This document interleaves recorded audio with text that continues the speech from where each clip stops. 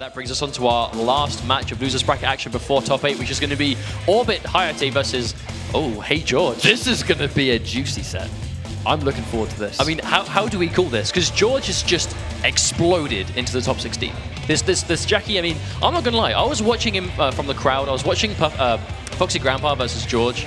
That's a good question, my friend. We were watching Foxy Grandpa versus George. When he lost game 1 with shotgun and went to full auto, I quite ignorantly thought to myself, that's it. There's no way full auto is going to beat Melina. And it wasn't full auto that did it. It was George behind the wheel, manning the reins, just taking it to Foxy. Wonderful reads, wonderful jumping placement, wonderful spacing, great combo execution. And let's not forget, that's what George was known for by the community before. The community didn't know he actually played. We just knew him as that guy that kept posting amazing combos online. I mean, that's it. I mean, there are competitive players and there are combo artists. Those that don't really compete, but they are fantastic at finding max damage combos, flashy this, flashy that. George is one of those guys. He put out all of the swaggiest Jackie Briggs combo videos that are possibly there. He then just turns up to Santiago with this amazing Jackie. Everyone's like, oh, he's going to have cool combos, but he's wrecked everyone. He walked his way through that tournament to make top 16. He almost defeated Foxy Grandpa. He defeated Storm, and here he is, has to defeat Hayatei. I mean, this has been a tough part. Like, I mean, I know you basically set up against anyone here, but still, like, you've got to take out some killers to get top 8. One set away, but so is Hayatei. Hayatei, Canada Cup champion, 2nd place at Combo Breaker, just world's best Ronin Takeda by far. The originator of Ronin as well. Let's not forget, Hayatei played Ronin since the very beginning, and even when everyone said that Ronin wasn't very good, even I suspected that Ronin wasn't very strong. To this day, he was like, I always thought Ronin was powerful. Not as good as it is now, but it was still good. And he has just forefronted this character, and he is the Ronin master of the world. For instance, what variations does George start with? Well, he used full auto against, Storm, so it is either a Takeda comfort or a Shira Ryu comfort. It does seem very much that he likes using full auto against Takeda in general. I think it's because, I mean, Takeda will keep shotgun at bay. That kind of magical range where it's hard for her to get in. Full auto did kind of address that with the range of the machine gun. I just see more comfort from George in full auto though. Even if it's a matchup thing, he just seems more comfortable with this. Going for the sick new ultimate costume as well. Oh, Hayatei does a bucket immediately, gets George the first bar. Okay, so that's an interesting piece there. The meter burn projectile only destroys the first bullet of machine gun. Oh, gets the overhead almost immediately. That's that 50-50. Jackie Briggs, oh no, drops the combo. That sucks.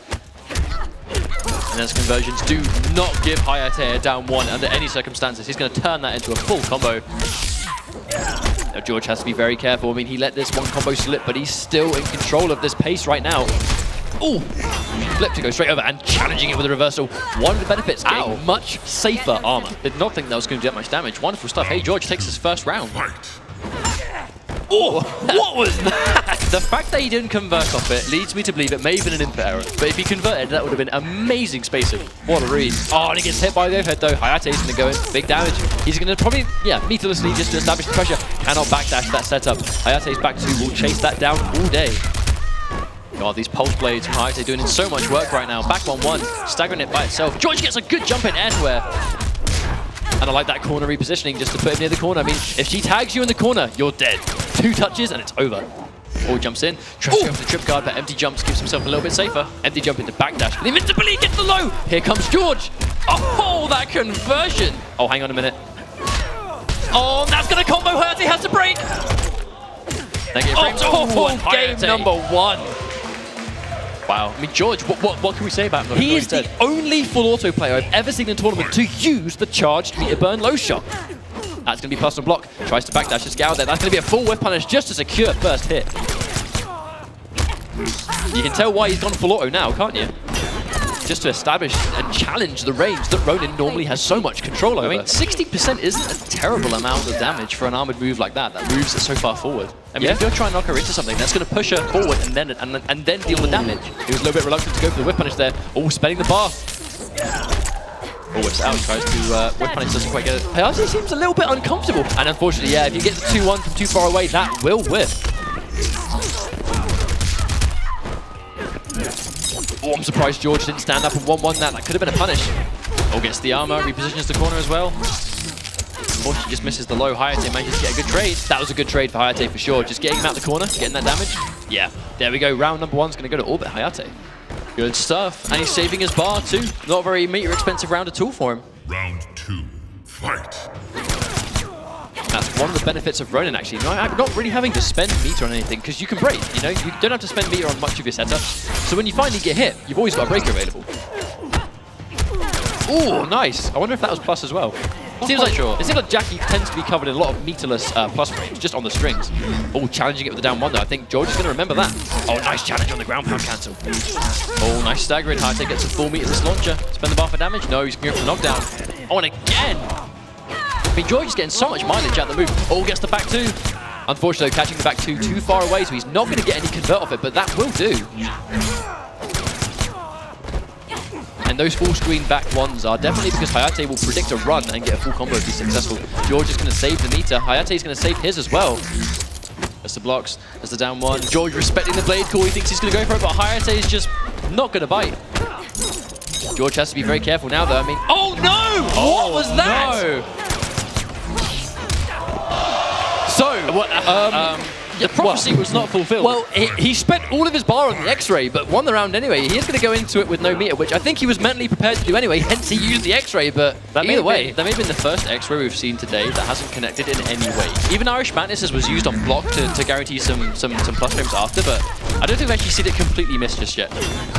Oh, and there's the down three. Oh, nice. The down three, I mean, obviously will occupy the armor and then he can recover beforehand. Hayatei in a great situation. Yeah, the back 1-1. Jackie has good range in full auto from far away, but in this distance, I mean, she can't really, she can't challenge the back one at all. Very, very difficult situation to be in when you get tagged by that back one when you're Jackie against Ronin. He's checking his buttons. I'm not sure if George is just, maybe something was wrong or if he's just double checking, but regardless, at least this is giving him that little bit of time. I mean, this is it. They're both in losers bracket this time. Yeah, they are. I mean, it's once again, I mean, whoever loses this set is going to go home. And again, this is to try and get into top 8 on the loser side. Yep, going straight back into full auto. I mean, you agree with the pick now. It's to kind of just prevent Ronin from being that kind of bully from far away that he can be against some characters, but full auto just has that little area to kind of contest. I mean, Hayatei still, he's not letting it get to him. He's a happy guy. I mean, but I think that's partly why he's so successful. Is just he has a really good attitude while playing. I would definitely say so. Going to go in for just secure damage. A very respectable 40% for 1 bar. Oh, and he gets the overhead. You normally expect the string. Oh, no, and he drops the combo. Uncharacteristic of George. Oh, gets a full jump in. Oh, no, he doesn't. Blocks the jump in, but gets hit by the standing anyway. Hayatei's lost a lot of health this round quite quickly, but it's not much. Oh, wow, what a read. Oh, hang on, no, the whiff. That sucks. Oh, recovers in time. Doesn't spend his bar on that, thinks he's going to still be able to do it regardless. Yeah, that was a whiff. That was a very unfortunate whiff, but George will take that. Round 1. Round 2, fight. Oh, wow. That was almost a full jump in. Oh, I think grab, whiffing. I think out of everyone today, George is jumping more than we tend to see, but he's timing the jumps really well. And he's doing just the right normal at just the right time. And I think that's why he's getting so much mileage out of it. No, I don't think George actually minds too much if that reversal is blocked, because you kind of establish that pushback space. Yeah. Oh, that terrible whiff! The small little hitbox making that whiff by ever so slight amount of distance. That's actually quite interesting that Hayatei is consistently disrespecting the frame trap right there. Oh, wow. That full hit confirmed. Full standing string. He had no bar. He had no stamina to break at the time. Oh, wow, goes clean over the machine guns. And there's the reversal again. George only needs a couple of hits to win this next game. Throws the jar. Oh, wow, nice. Nice conversion from Hayatei. He's going to win this next round on that. And that's why we say Hayatei is just the master of Ronin confirmed. Yeah, because I mean he knows when to catch it at all times. And if you're going to do that, I mean you can't really be counted out in that situation. And there you go, finally catching on that Hayatei's disrespecting that frame trap. That's +2, I believe. I play for keeps. That's plus again. Oh, and he disrespects it again. Very surprising. Yeah, he can't backdash that. Unfortunately, back 2 has a lot of range on it. And just like that, Hayatei reversing momentum. Armor breaking again. Nice. Oh no, drops the combo though. But that's not going to matter. Unless Hayatei drops this, is that going to do enough damage? Not enough? Not just enough? Nah, it's going to be meaty pressure all day. Hayatei's going to take it. Now, George actually was in a great position there, but again, he just got cornered. And when you get cornered against Ronin, you need specific things. It's kind of like Melina's back 1-2. You kind of need magic buttons that can contest with the pushback and range of those normals. And Ronin is just a very similar character in that respect. He has gone for shotgun. I mean, I think he probably instead of ending the combo on a touch, you know, instead of ending it, why I've hit you and then the combo would never be finished. You get sent full screen again. I think maybe he's opted to go for shotgun to go, if I tag you once, I want to win the round on it. Well, the machine gun isn't doing anything. At this point, the machine gun is just not doing its work. You get the meter burn low rocket, but he's not getting as much mileage out of that as he probably would like. So why not change the shotgun, especially when you have a good shotgun? He's definitely playing to now try and get that one hit. However, it's now going to be easier for Hayatei to keep him from full screen. Oh, there's a good confirm from Hayatei again. Well, that's the problem. But by going shotgun, you gain the rushdown capabilities, but you do lose the ability to contest with that far range distance, which Hayatei is establishing all the time. Strong round for Hayatei. George gets a jump in. That could be big damage. Oh, hang on a minute. Nice. Oh, staggers the standing one into the grab. That's going to be plus. And again, it's very dangerous trying to challenge the plus range against shotgun. And there you go. That's honestly the patented Hayatei ability, where you go for the low toss into the callback, into a back one when the opponent's going to try and run in because they think you're minus.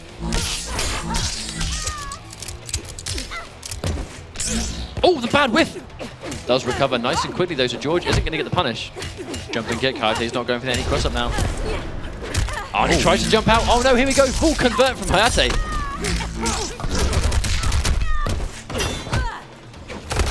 And again, that down 3 on deck. Now, I wonder what he's trying to do there. I'm assuming that's a blade toss that just isn't working. And it's just, he's getting the uppercut instead.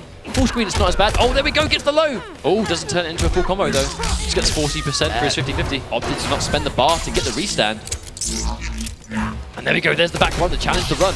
Oh, hang on. Did you see how much... Wait, did he just get health back from that? I don't know. I could have just been my own playing tricks, but regardless, good reflect anyway. Gets the bar at Hayatei. I know either way, the meter burn version will actually reflect it back to the opponent, and the regular one will absorb it. So looking good, nice, good absorb again, but unfortunately still. Oh, nice challenge. That's going to be a full combo. He's going to go for restand. This could actually be the round. Oh, and he gets it! There we go! George is going to stay alive in the fight. 1 round away from tying up to 2 games apiece. But just like that is how it can become even again. I mean, hey, George's been down for so many rounds now, but 1 round away from making it completely even.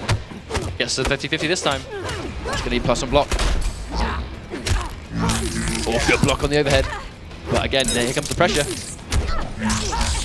Nice conversion from Hayatei. Just those little bits of damage, they will add up later on. Nice convert again from Hayatei, seeing the version of that string connect. Oh, again, the jump in doesn't connect. Oh, armor break, that's so bad for George. He hasn't got the bar now. He's going to spend the bar, get as much damage as possible. Oh, hang on a minute, he's confident, he's doing it. He's spending the bar. Here we go. He's going to go for restand. That was so smart. Wow. So smart. Hayatei from Orbit's going to move on. I mean, that was a smart sequence right at the end. Well, we were ready to say, okay, right, you know, he's got the hit, but he's wasted the bar, but he's still got another chance. And then Hayatei just burns both bars. Huge damage. Guaranteed restand is some chip damage. Oh, my word. I mean, that's what happens when you play a character for so long. But being George, though, I mean, just coming up out of nowhere, bringing this Jackie Briggs. I mean, the crowd loved him. I loved him. What an amazing, amazing display of Jackie Briggs. Well, that's why he was LATAM's qualifier. I mean, he had an amazing time at Masters Challenge. A really good run today through the bracket. Really gave some tough sets to some of the best players in the world, and I'm sure we'll be seeing more of him. No doubt about it. I mean, like, that's the thing about these qualifying for a finals like this. It gives you the opportunity to demonstrate your ability to the world. He came so close to taking out Foxy. However, Hayatei, I mean, we've got to give it to this guy. He's just turned up, as he always does, and just asserts this dominant Ronin play.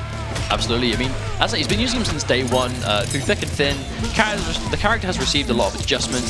So has Jackie, but still, you know, just being able to roll with it. And this was the confirm. The 2 bars, restand, 2-1, and there we go, just like that, guaranteed chip damage, and basically took him down to. I'm not quite sure if that down 1 at the end was guaranteed, but regardless, still good.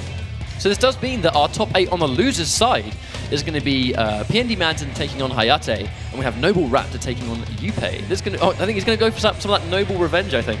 Well, he's going to need to. He is going to need to, but for one more time, I'm going to throw you guys over to our hosts once again for the night. Thank you, gentlemen. I'm joined by Tyler Lansdowne from NetherRealm Studios, and I have to say, first of all, what an incredible set of matches we have seen ever since 10 o'clock this morning, Tyler. It just keeps getting better the entire time. I mean, it's amazing stuff we've seen today. I'm loving it. We do have to say goodbye to 4 more players. That's Beyond Toxin, Irish Manus, Sacron, and George Edward. Give a hand for all those players. They made it so far. So far. Brian, if you were to tell me that Hayatei would be in the top 8, I would have thought you were crazy. I would have 100% agreed with you, Josh. I really had Irish Mantis as my kind of wild card today. Like, maybe he could end up in the top 4. Hayatei wasn't even on my radar. But, I mean, Finland has got to be on their feet right now, man. He is representing. And what time is it there? It's like, seeing, no one's going to work tomorrow. Kano get top 8 is, I mean, I'm a Kano fan. You know this. So it was great. He's amazing. And to see the performance of George Edward almost making it to the top 8, Latin American players came here to play. What an amazing performance from him and to represent that entire scene. I can't wait to see what else they are going to show us in the future. Let's talk about the top 8 players that we're going to see a little bit later today. First, we got Scar. No surprise there, runner-up from Season 2. Then we have Dragon, a Foxy Grandpa, and Sonic Fox. That's top 4 Evo, you would say. Yeah, absolutely. It's definitely good. That's my pick for top 4 at Evo in a couple months. And then we also have Raptor, Hayatei, Madsen, and Hayatei, and people are going nuts for Hayatei representing Canada. We've seen Canadian players in the past, but once again, we've made it to the top 8. Madsen, finally in the top 8 first time in one of the Pro League finals. Yeah, I'm really happy for him because this is his 3rd time, and he finally made it to the top 8. And also, he got bodied kind of hard his 2nd match, and to really have the presence of mind to keep his composure and to really bring it and not let it bring him down. I mean, he looked phenomenal in his last match. So obviously it hasn't affected him all, and that's the experience of a great player. You know? Definitely. He's a professional. Yeah. And I think it was also the presence of Sub-Zero being in the house as well. Shout out to all the cosplayers. Dan Cush is the one that is dressed up as Sub-Zero. Such incredible cosplay from all these people here. Tyler, you're here not just to look pretty and talk, which you're excellent at doing. You also have a special presentation for us. We do. We have an MVP award. We've been shrouding in secrecy this entire day. Now, here's the deal. There's a lot of champions in Mortal Kombat, right? There's people who also champion the game. And we feel that you are one of those people. And this is from us at NetherRealm and your ESL family. ESL always tells us, Josh Gray, everybody, right? So I've been talking to a lot of your coworkers, and they keep saying that you love giving them the credit for what they do, but you deserve a little credit yourself. And we believe the same thing. So we're going to give you a little present. This is the Combat Cast belt. It is yours now to keep. There are only a few of those. Ketchup and Mustard have one. Perfect Legend has one. We have one in our office, and this is the one we've been using for the Combat Cast. It is yours because you are a champion of this game as well. Oh, wow.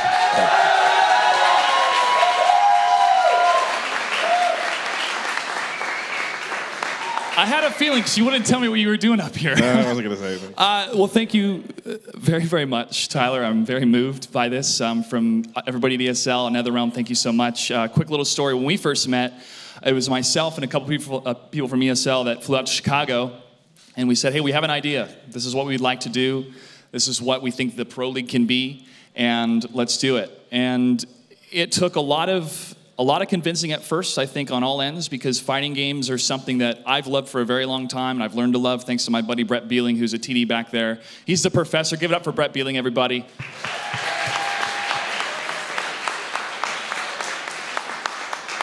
And for us to have this belief in this program, and now to see players like Foxy Grandpa and Sonic Fox who do this full time. They don't have full-time jobs. They compete in the Pro League, and that's what pays all their bills. And now Sonic Fox can go to any college he wants to because of the Pro League. It's exciting that this has really changed people's lives. Yeah. And that's not going too high with it. It actually has changed lives. And that's amazing that a video game has done that. Well, thank you so much. This is an amazing gift. I will treasure this moment for the rest of my life. But we have a lot more moments to treasure, including that Injustice 2 gameplay reveal happening at 5 o'clock today. Oh, yeah. More and more moments, and then after that, it's going to be the Fatal 8, where we're going to award $75,000 to the winner, ladies and gentlemen. That is quite a chunk of change. So again, thank you so much for this amazing gift. We're going to be taking a break. We'll be checking in with you a little bit later throughout the next 2 hours, and then stay tuned at 5 o'clock. I'll be joined by Ed Boon to show off the Injustice 2 gameplay reveal. Stay tuned.